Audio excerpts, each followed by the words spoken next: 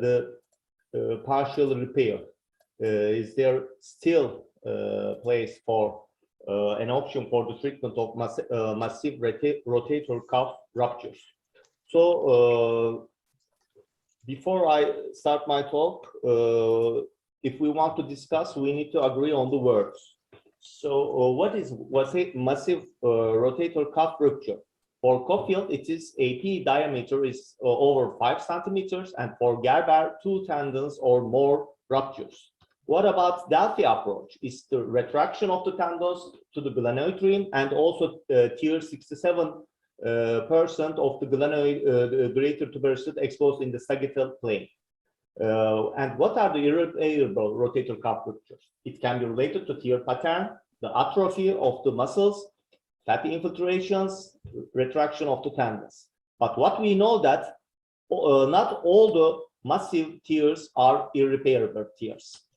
So we have some preoperative signs for the massive ruptures. It's the retraction, like patty calcification, superior of humeral heads in the AP view on the X-ray röntgenograms, Hamada classification, and also fatty infiltration of the rotator muscles in the MRI or sometimes in the CT scans. And also we have examination for the pseudoparalysis.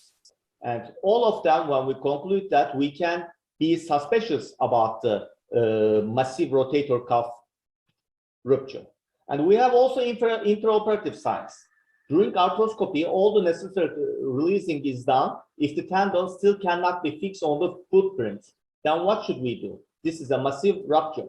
And what about all the necessary releasing? What do you mean about the arthroscopic releasing? We are talking about supracranial bursectomy. We are talking about supracranial decompression. Also, the interval between capsule and labrum should be released. And we can do what Bigliani described, anterior interval slide technique, until the coracoid supraspinatus can be released. Also, Burkhardt described posterior interval slides between the supraspinatus and infraspinatus tendon. But what we know that over 3 centimeter mobilization tendon should not be done because of the anatomy of the suprascapular nerve. If we do an excessive tendon movement, we can be decompress the suprascapular nerve.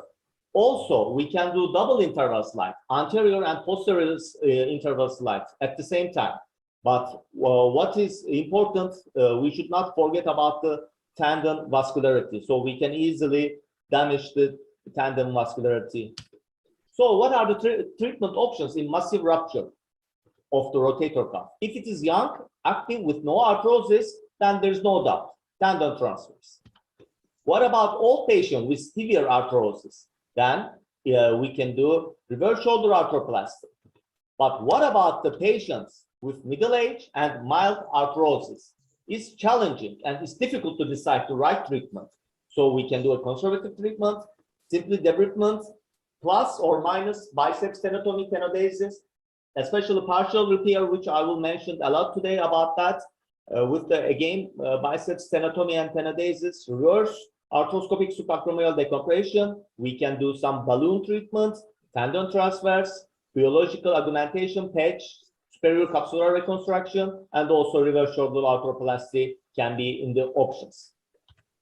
There is no consensus in the ideal treatment of the irreparable cuff tears, but as we should remember the Einstein, what he said, everything should be as simple as possible, but not simpler. Then we should, in that point, remember the partial repair. We should not forget about force couples, which in the coronal view, the deltoid and the rotator cuff stability, and also in the axial view, subscapularis and infraspinatus, they are all should be balanced, and the center of rotation should be centered in the glenoid at the end. Also, we should not forget about the external rotators and internal rotators. We have 2 external rotators, infraspinatus and teres minor, and we have 4 internal rotators. At the end, if we have a massive rupture, even if we have lost infraspinatus and teres minor, then there is a very big difference between the internal rotator and external rotator. So we should not forget all of these. And also in 1993, Burkhardt mentioned suspension bridge theory, which is related to the rotator cable, as he mentions functional rotator cuff rupture. Even anatomically insufficient, we are biomechanically stable in that position. So we again should remember, even go back to 20 or 30 years ago and remember that. We should not forget about the margin convergence plus partial repair also is very important for us. In KISTA 2015, there is a study about prospective study about 7 years of follow-up with the 68 patients. Even that simple debridement or partial repair, both are effective in pain relief. And also in 2018, in international orthopedics, 39 patients, even just arthroscopic debridement and the tenotomy of the long head of biceps have good results with all these patients.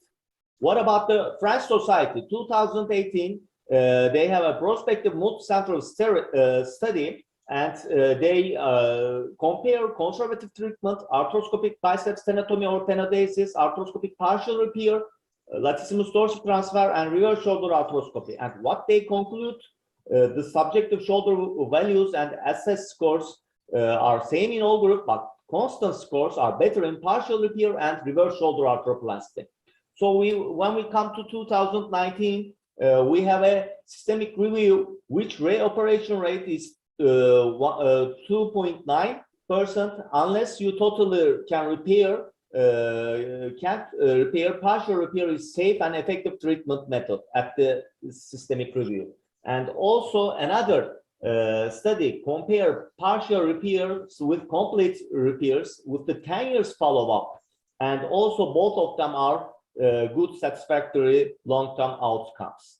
Another follow-up between 2 and 8 years, does it really work? Yes, it is safe and effective. Of course, it's not as strong as complete repair, but it's an effective treatment method. And when we come to 2021, 30 patients with the 12 to 14 years of follow-up, with USG, yes, they have retear rate of, at the end of 14 years, almost 80%, but at the end, the clinical scores are not very bad of these patients, even the arthrosis too.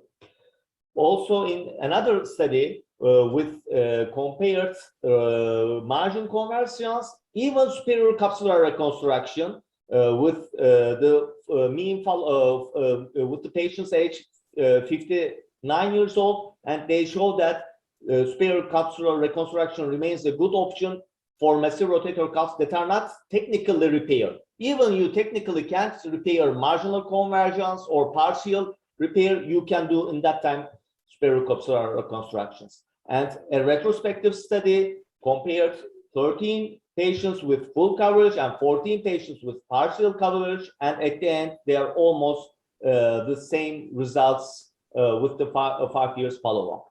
And also again with the retrospective study, the revision surgery is low, but at the end we know that the partial repair is not so strong like complete repair.